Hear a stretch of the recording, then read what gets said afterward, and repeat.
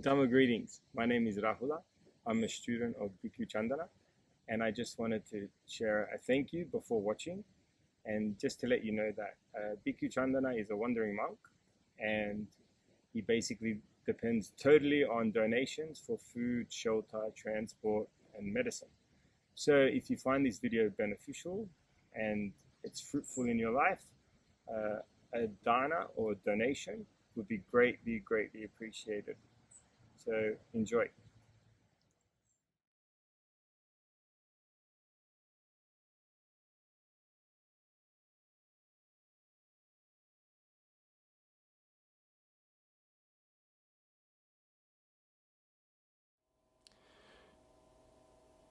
Mara controls everything.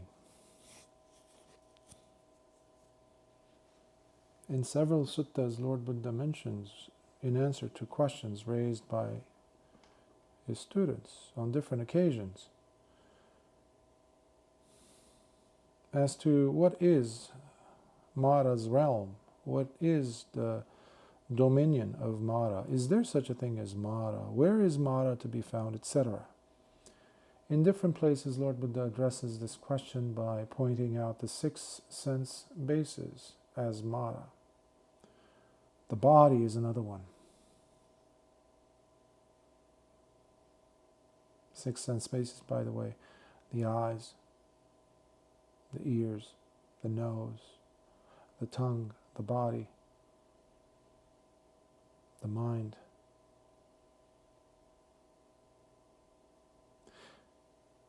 But we have to understand that the aggregates themselves, the khandas that make up a person, rupa, which is form,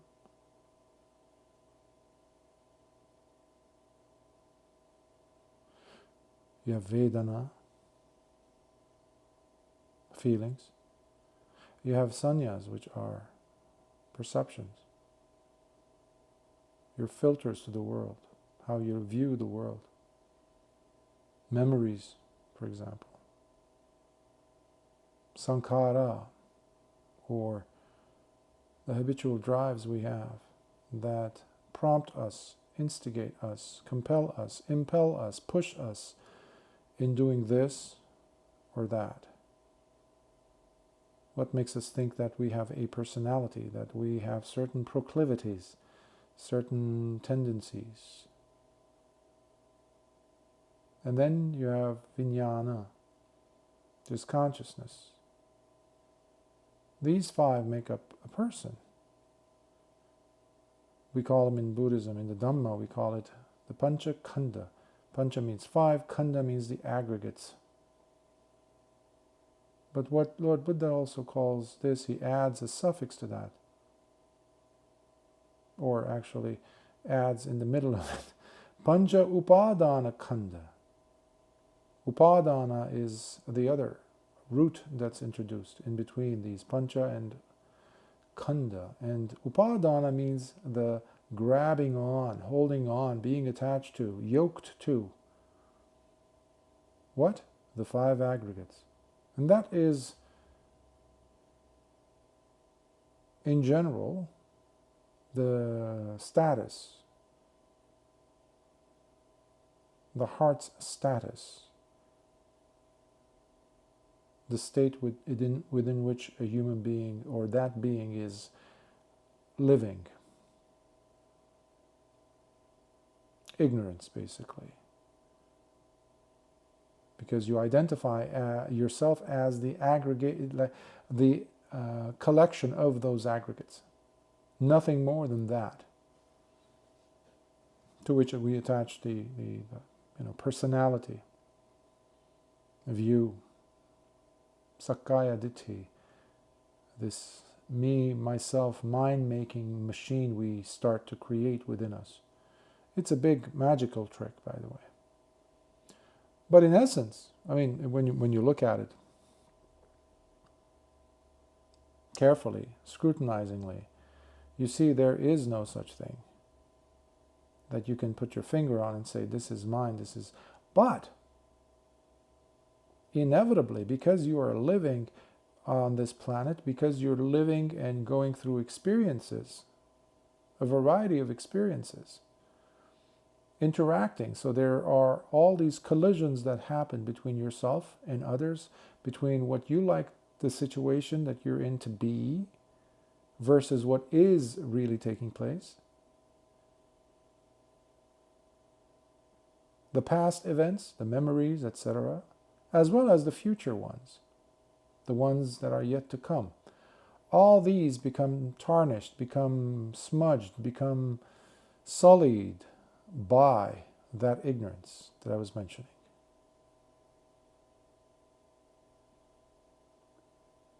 And so long as we are captives to that collection, we are in the net of Mara, the fishing net the fish cannot escape from.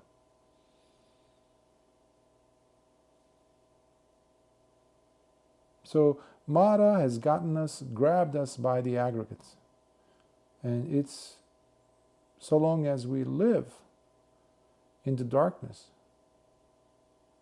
so long as we are not questioning the so-called authenticity, quote-unquote authenticity, then we are very much taking the bait of Mara. So the past experiences are in the form of sannyas, or perceptions that I mentioned, part of the aggregates collection, the khandas, is one of the biggest and most favorite tools of Mara. Mara is, by the way, the evil one, we call him in Buddhism, the Dark Lord, or the evil one, the deceiver. You can, of course, take it metaphorically, but it's not just a metaphorical presence,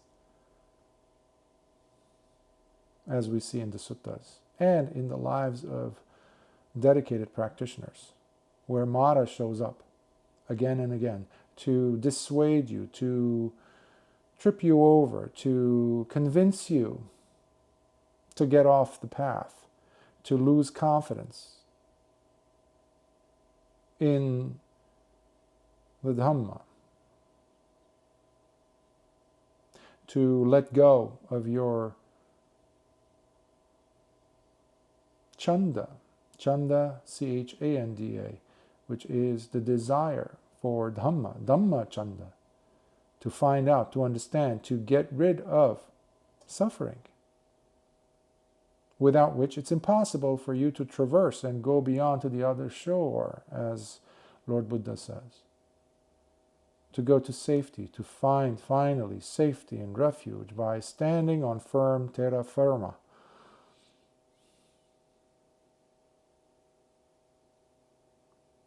So Mara is always against you. There's no way of for you to sweet talk your way out, to convince Mara to come to sanity and say, you know what, let's make an exception, let this one go.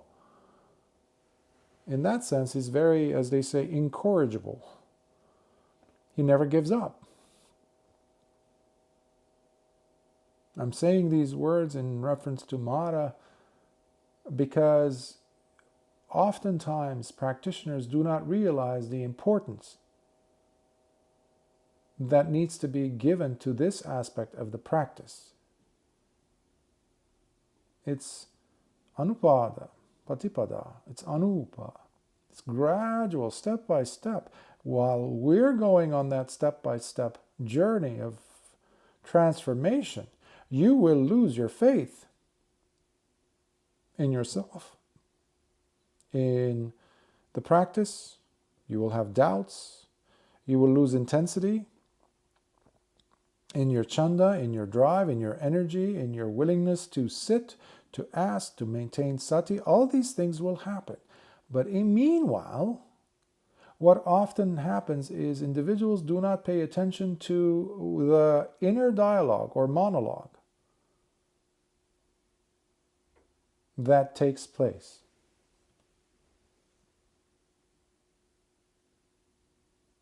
In the presence of sannyas, the self-deceptive mechanism that we have. It's actually not just a self-deceptive mechanism, it's a self-destructive mechanism, because that is the secret button. That is the secret inner bug, to use a computer, term from the software world, computer software, where if you have a bug in the system, then it's going to ruin the whole thing. You don't know what it'll do. So they work day and night to remove that bug, to fix it. So the way we can fix that is by putting on the eyes, the spotlight of vipassana onto sanya itself, to question our memories, to question our drive itself, to question the inner monologue I was mentioning. Because oftentimes the memories themselves might be misconstrued. There's a term that is used in therapy, it's called sandwiching, where, especially while working with certain types of patients, difficult ones, like individuals with personality disorders that are some of the hardest to work with,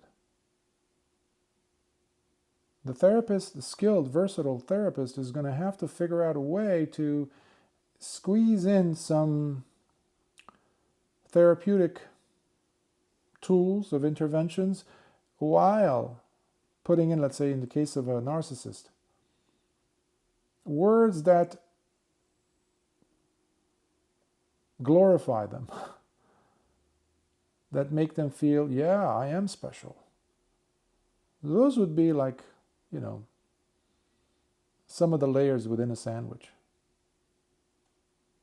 that they like, the meaty part, or the things that they really like in the sandwich. And then while they're doing that, they also will sneak in the lettuce, tomato, whatever, into the sandwich, which in this case would be, yeah, but have you ever thought about this? Could this be the case? Or how about we do it this way? I know you're very, very special, and the world has to be very happy to have you here, type of a thing, in the case of a narcissist. So they will lower their defenses for some of it, but meanwhile, they just got a few bugs in them. In this case, positive ones, because hopefully that'll change the situation a little bit, to help them a little bit, and those around them especially, in the case of narcissists or others, personality disorder types.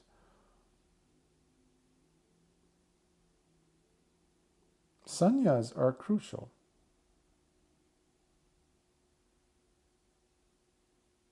Because for us to understand and give them their special role in dismantling us and our motivation. So we have to be very, very cautious of sannyas. Because you could be practicing the teachings of Lord Buddha and never questioning your own sannyas, never questioning your motives. Oftentimes people rely on their memories, giving them too much credence, too much attention, too much validity. And this is where Mara comes in to pull his strings. And you will move exactly as Mara wants you, intends you, for you to do, to move. Unless you are practicing careful attention, full awareness, sampajanya, sati, mindfulness, pervasive mindfulness, I call it. It's always there, it's always present. The right kind of mindfulness, because it is based on also virtuous lifestyle. Your life, the steps you take, the work you do, you always check in constantly with, okay, is this the kind of thing that I'm doing, whatever I'm doing, is this the kind of thing that I would like others to also be doing to me? Or is this something that I would like to not have be done to me? Am I also abstaining from them as well? So these two qualities, hiri and ottappa, come to view. Wise moral shame and wise moral fear. By the way, there is this Brene Brown. I think she's a social worker. She became very big, and any documentary that goes big, like on Netflix, you better watch out. I know therapists were like all, treating it like the next, second coming or something. They were so happy. Oh, wow, yes, yes. Everybody was giving, every supervisor was sending the link to this. First, it was a YouTube video of a TED Talk, I think it was. Then they made a special. The whole thing that made her really blow up in fame and all that was her efforts at shooting down shame, completely trying to eradicate it. Well, of course, there's the negative aspects of shaming and shame. But today, if you use the word, immediately it conjures up negative states. So everybody tries to eradicate it because we need to remove that. Well, you do that and you affect the whole society. And then you have people breaking into not even breaking into, in broad daylight, walking into a market, picking up things and walking out with them without paying. Nobody does anything. This is the beginning of the destruction of civilization. And you owe that to those advocates who advocates of the removal of shame. Remember, there is wise moral shame that we have to be very considerate of. We need that to maintain our so-called civilized status. To have culture to begin with. You need to have a culture that doesn't lie, that doesn't thrive on deception. Something deplorable happened the other day. I was in a car. I wasn't driving. Somebody was driving me to my destination, and it wasn't. It was an Uber. And the person had the radio station on, and the advertisement, the commercial started playing. And I think it was about a deodorant or something. All of a sudden, in English, this person the commercial, started saying things that are so vulgar about a female body. Things that are, I thought, things that should be censored completely. No one should hear that in public. But this was being allowed to. Not only that, but promoted, normalized. That's another term that we use in therapy. So thanks to all those people removing the sense of shame, you have kids, teenagers behaving like the way they do. And then you have to turn around and look for somebody to blame. So you blame it on the school, you blame it on teachers, unfortunately. You blame it on this non-entity called the system. What is the system? The system is what you make it to be, with your agreement, with your quiet attitude, with the inequity and the wrong things that you're seeing, but you are not pausing to say, well, this is shameful, this should be stopped. We don't do that anymore. By the way, a couple of weeks later, I was again in another Uber going to, I think I was coming from the doctor's. This time the driver was, I think she was a Mexican American, and she had the radio station on a Mexican radio station, so it was playing the commercial was, lo and behold, my luck, I guess, it was the same item, but this time it was in Spanish. Now, fortunately, I speak a little bit of Spanish. At first, I started questioning myself. No, this can't be. But no, it was the same item being pushed. And guess what? The vulgarity was there. This time, however, it was in Spanish.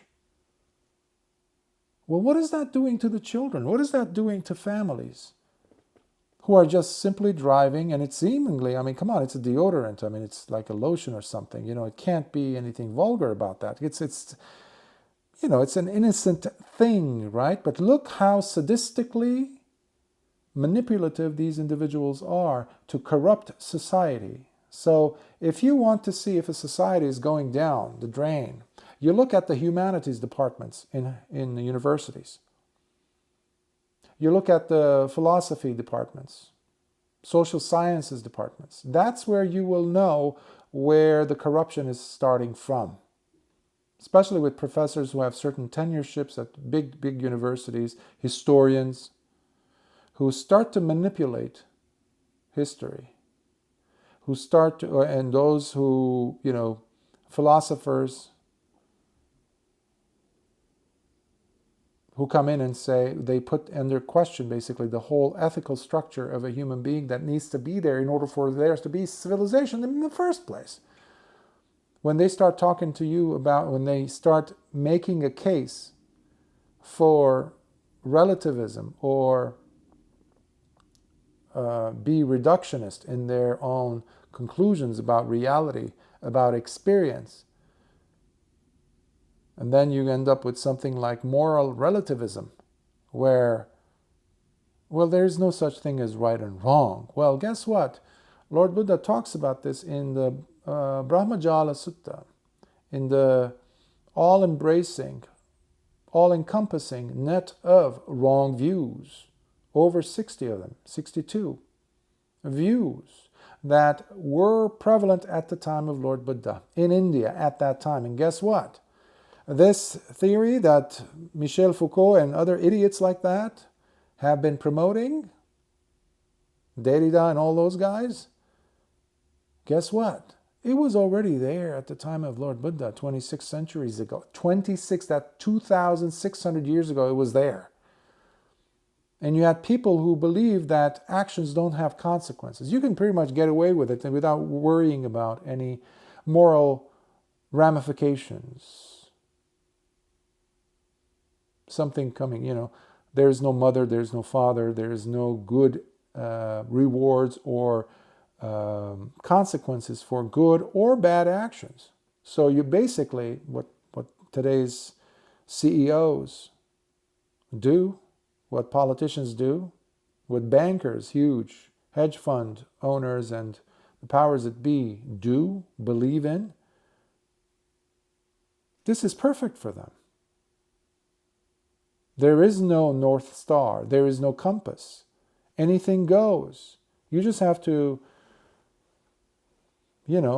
be better than the other person next to you in hiding your tracks, in manipulating and deceiving. Meanwhile, the whole engine is run on greed, self-serving, lustful, passionate, angry, hatefully driven, a momentum that doesn't know when to stop. Perfect example, Bill Gates, Warren Buffett, Zuckerberg, Bezos, Rothschilds, Rockefellers, Soros, and all the other gang. And not just them, those are the big guns, but you have their puppets, movie industry moguls, actors, celebrities, so-called. There's no consequence. Somebody dresses up as a devil, as the devil, and goes up on stage in front of thousands, maybe millions if you count viewers on TV, and behaves in lewd, like terrible, vulgar ways. And people are clapping, people are applauding, people are still showing that. Well, how is that going to affect society? In my lifetime, I remember people like that were arrested, thrown into the slammer, thrown into insane asylum. Well, no wonder they closed most of the such facilities in the 80s and 90s and send them out into the public.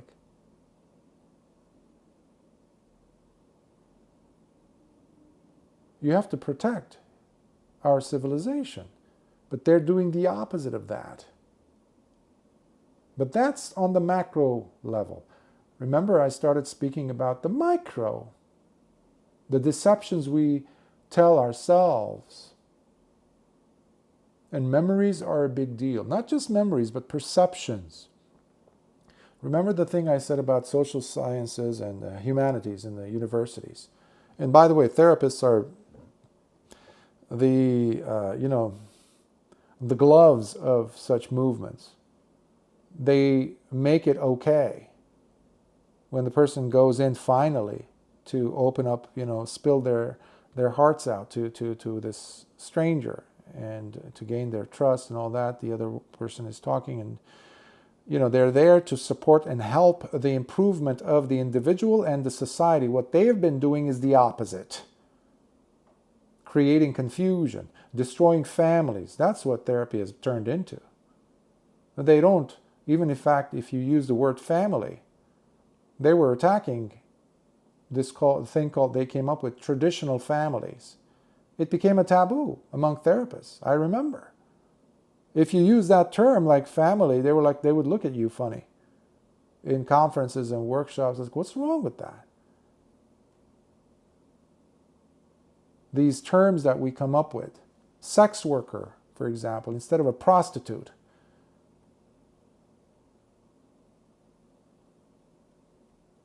What is happening? Well, this is now we're in Mara land. That's what's happening. But we've been so desensitized.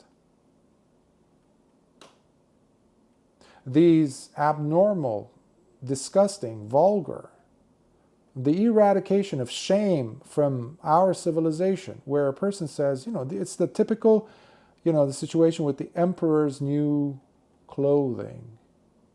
There was only one innocent child with eyes and the guts to turn to his mom and say, "Oh, the emperor is naked."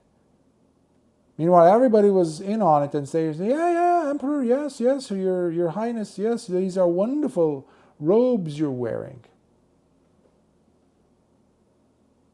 Everybody's seeing this. Everybody's seeing how terrible this is for their families.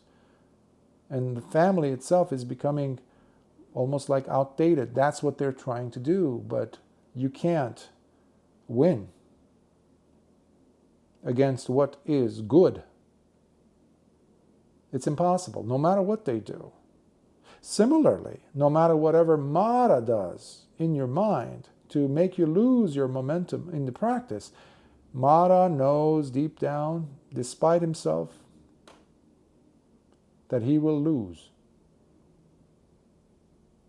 Sooner or later, that life, yes, that might be gone, but the momentum has started, and that person sooner or later becomes an arahant, fully awakened being, despite all the challenges, because the heart is set to finding the truth, to find peace, contentment, to find and taste what is wholesome, what is Dhamma, what is the natural law. So all the others are creating chaos, and that's another thing they love to thrive on. They create chaos. That's the basis of trauma. Trauma, they have been traumatizing humanity. Your parasympathetic system is off whack, basically. It's not working because every millisecond you are presented with a situation, and soon after you're presented with another situation which causes you to have fight or flight or freeze. When you freeze, you become extremely programmable, something that they love at Davos. They've openly said that. Yuval and his other, characters over there. They love that. That's what they want. Programmable, hackable machines. That's what he said about us. Disposable. That's what Jane Goodall wants us to be. Disposed with what? But with kind ways to get rid of 90% of the population, actually 95% of the population. But in a nice, humane way. Those are her words. I saw a video of it. Her speaking. What's that? She also belongs to, she's actually a baroness. She doesn't go by Baroness something. No. What is this? These are, David Attenborough, all these people that, people adore, Sir David Attenborough, Lady Jane Goodall, all these things. What is that? Their job should be to bring up the sense of shame towards what they're saying. In fact, in their thinking, how could you stand up and say, we need to get rid of the majority of the population? We're killing the planet. So you're saying you want to murder people? That's what it is. That's what it amounts to. You are saying we need to kill people. That's what you're saying. Do you realize what you're saying? No. Well, actually, they might be aware of what they're saying, but it does not relate to their own loved ones. Well, who thinks like that? Criminals do. Criminals do. You go and ask any criminal, they say, yeah, we're going to kill all those people, get rid of all those people, and take all their possessions and give it to my people. My. We are the special ones. Well, that's what criminals do.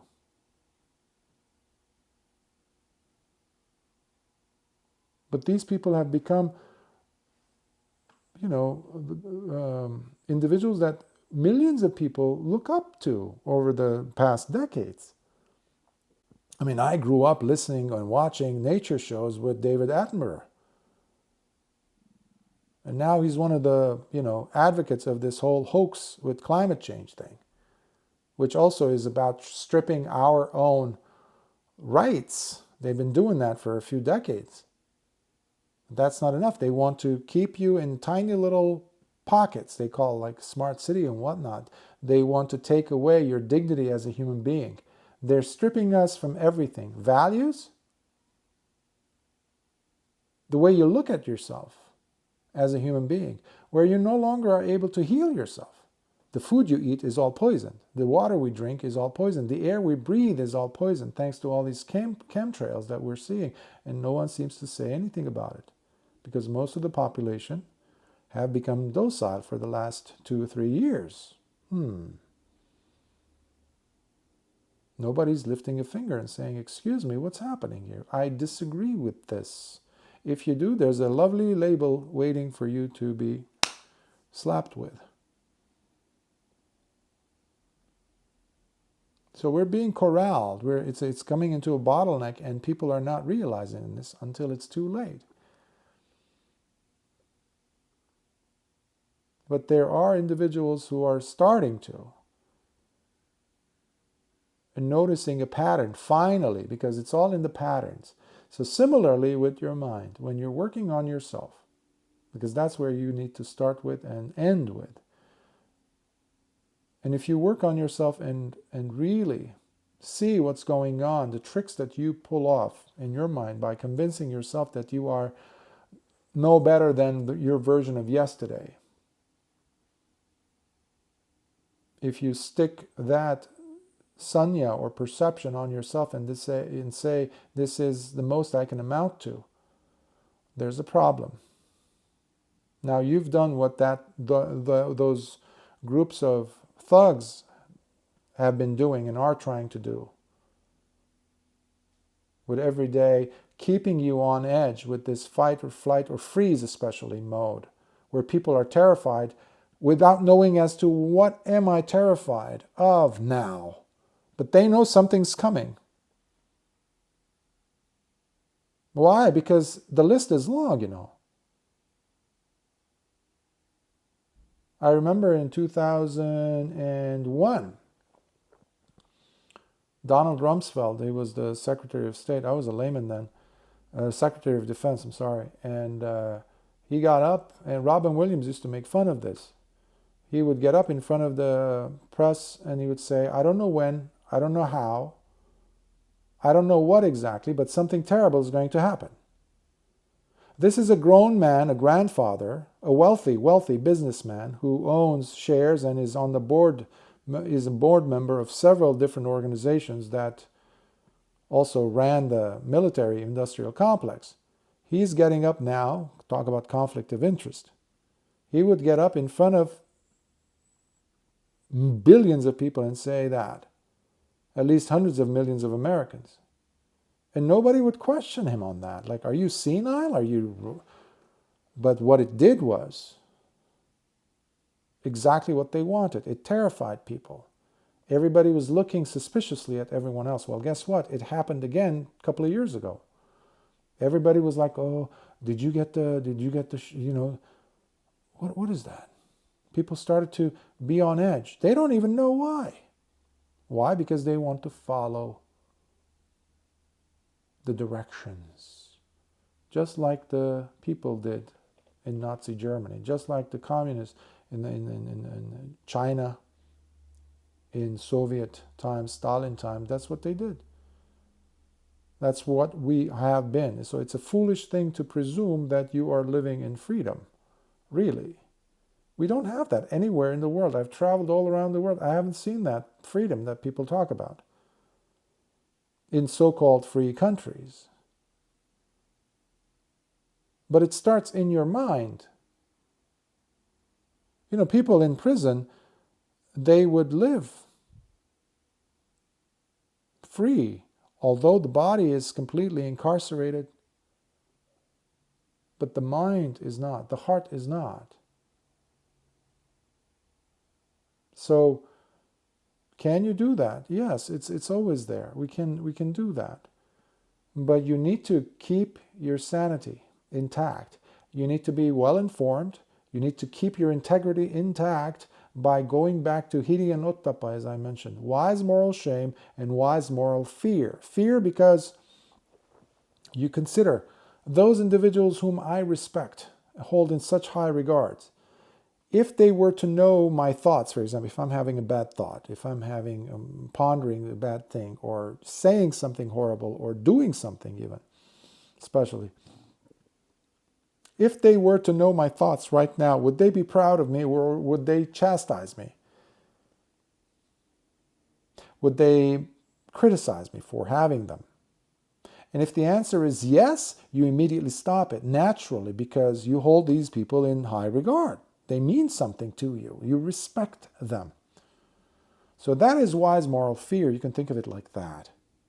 So wise moral shame, wise moral fear, because several times Lord Buddha was asked this question as to what is the red flag, if you will, that tells us that the world is ending.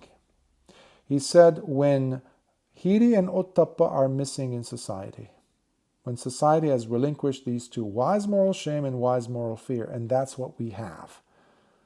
And these people who are promoters of chaos, while they divide and conquer, and then squeeze everybody together to make a world government so that they can police the government, police the people, stripping every right you have or you've had, even those, they don't like that. Because they're sadistic, they're deluded. Their ignorance and arrogance work in conjunction. Because for now, they're getting away with it, and they think that that's perpetual. They don't realize that they are in those prestigious, shall we say, positions of affluence and influence, power. It's simply because of their past life actions. They don't realize that. They had done, believe it or not, these terrible people, they've done some wonderful things in the past. And that's it. That's why I don't encourage people to just focus on doing good, and that's it. No, you need to penetrate, Otherwise, you're just accumulating good rewards, basically, later on, accruing merits, so that later on, when you come back as a human, these people actually did not break a single sila, at one point or another. That's why Soros ended up being a human being, despite everything that people say about him. Yuval actually kept his 5 precepts in a past life. Not in this one, for sure. But look at a huge opportunity being wasted. They don't realize this. Because they're getting away with it, just like a criminal a thief, a serial killer who goes on on his rampage, thinks that he's untouchable or she's untouchable. They believe that. And that's what these homicidal maniacs are doing. These sociopaths, these people are doing, not realizing the wasted opportunity that this life could have become, where they have all this influence, all this power. They could do something to the world, which would guarantee that they will again land in a place with even more prestige and color and beauty and love, pleasure. But I guarantee that none of them will ever taste that in their next life. None. Not just me, because it's not just coming from me. The teachings of Lord Buddha guarantees that. Because action, reaction, there's a consequence. If the heart is set in a certain direction, it's not going to, a mango tree is not going to give you pineapples. Okay? Mango tree, a good mango tree will give you good mangoes.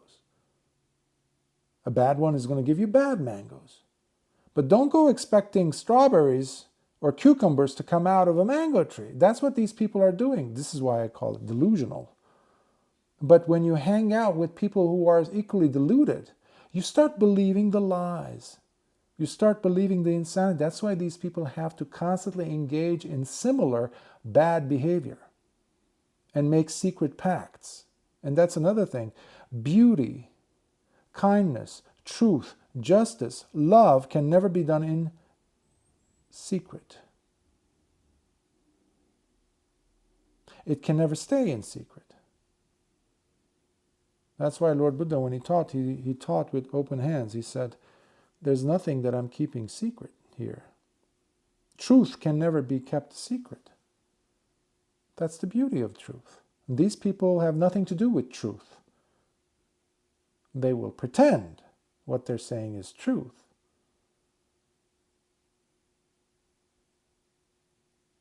Again, this is the macro, because today we're living at the edge, really at the edge of something. Something that could be wonderful or could be terrible. But we need to see the connection here between the macro and the micro. Micro here, again, is what is happening in you. And whether you're believing the lies about you being told to you by the society. So, what does that mean? You need to come back to you. You need to do your work. No one will do it for you. That means you need to do your research. That means you need to watch your breath. You need to watch your behavior, your actions. Watch the mind. That's why we say sati is paramount. Sati means mindfulness. Remember, Lord Buddha distinguished right sati from wrong sati. A greedy person has very strong mindfulness, right? On how much money he's making or she's making, or they don't want to lose. That's sati too, But it's the wrong sati. So do not believe your sannyas. Do not believe your perceptions, because the aggregates themselves are Mara. And so is the world. With all these problems I mentioned, I have to mention them because no one else does. I don't know of any bhikkhu who does, that is. Otherwise, there are lay people I've heard about this and that who are saying it, speaking out loud, which is wonderful. But I don't see anybody in Buddhist circles doing that, unfortunately. And you can't keep yourself out of it and say, well, I'm a Buddhist monk, I don't get involved in world or this and that. That's ludicrous. We are very much engaged from day one. Lord Buddha was a social activist. The first, you could say, in documented history. He changed the world he was in. That's why he wasn't liked.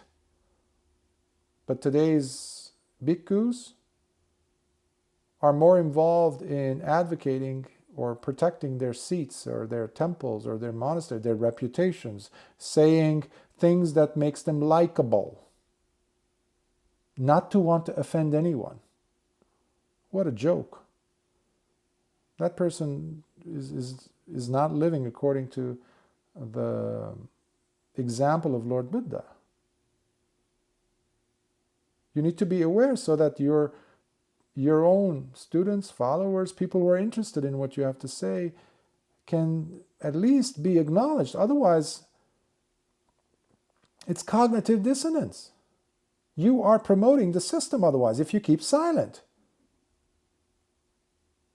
You're in cahoots with the system. You're promoting their policies of chaos. Well, you can't function like that. Somebody is lying, and that happens to be the person in the mirror in that case. You're not living the religious, spiritual life that this Dhamma represents. Again, that's the macro. You need to practice that, whether you're a layperson or a monastic, okay? And another thing, the world is Mara as well. We are in Mara's domain. Please don't expect there to be heaven here. It's not going to be possible. In the Book of the Tens, I believe, Janusoni, the layman, he was asking Lord Buddha as to where the merits go. They keep dedicating, we have that tradition, obviously, transfer or dedication of merits, we say. Somebody does something wonderful to the Sangha, or they donate something. So he was asking a very legitimate question. Sorry, my voice is thing because I've been talking all day today, one student after the other, so it's necessary. But this is an important subject that you brought up. That's why I have to say these things. But he asked Lord Buddha as to, would there be a time where the world will be empty? Where everybody would be basically upgraded to a divine realm, like a deva. And similarly, will the hells ever be empty? By the way, they exist. Hells are their next destination of such people that I mentioned earlier. Those chaos promoters, and especially those individuals like Foucault and all that who are dead, guess where they ended up? Okay? Action. Intentional action, and what you do follows you and keeps you there. It's like a heavy, heavy boot that comes down on the person and closes the lid on them as they're boiling in hell. Your action, the impact, and how many generations you are impacting, even though you've been dead and gone for decades, doesn't matter. You will stay there. That's why Devadatta, the Buddha's own cousin, who tried killing him at least 3 times, he's going to be there for an entire eon, still there. He is still there. So hells, Janusoni was asking Bhante, will there be a time when the hell realms are emptied, where people stop making those mistakes and they go higher? Let's say they become hungry, miserable ghosts, which is still an upgrade from the hell, which are completely intolerable. And similarly, will the animal realm be emptied? And the Asura realms, and then human realms, etc., etc.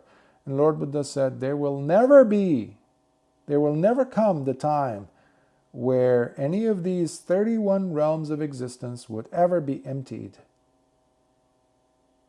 And my heart sank when I read that, when I was translating that a few years ago. I had to read it again and again, just to be certain. That was it. It's a powerful statement that Lord Buddha is making. But we, in our naivete, we think that this world will be a heavenly realm and there will be justice. No. For that, having said all that, you need to understand the main purpose for your presence here is not to change the macro, the world at large, but to first and foremost, the chief task that each of us have as beings is to work on the micro, the mind. And don't worry about the other. Your behavior, if you're practicing sila, if you do possess in your heart wise moral shame and wise moral fear, don't worry. You're protecting yourself and you're protecting your neighbor.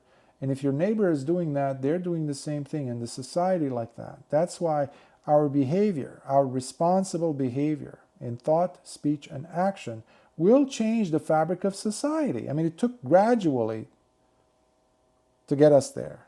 When they first invented the television, what do you think their purpose was? To infiltrate the family, to corrupt the family, to put ideas in people's minds. That was a perfect tool for them to completely corrupt the children's minds and to create this schism, this division between family members, specifically between the mother and father, the anchors, the two huge columns that keep up a family together, the sanctity of marriage. They came in and destroyed it.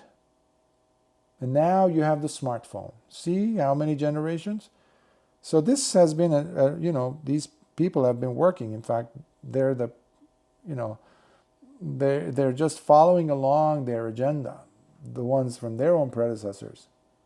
So this is going to go on until you wake up and you say, no, I'm not going to be part of that. So that's what I'm concerned about. You can't go after the big guns. Forget about it. At least be aware of it, though, but work on yourself. That's key. Work on the micro. Understand how powerful your thoughts are to you, for you. Your sanya, we call it in Pali, which is the perception, the lens with which you look at yourself especially and the world. Clean it every day with sati. Clean it every day with the Windex of sati. Yes, my throat is hurting. I'll stop.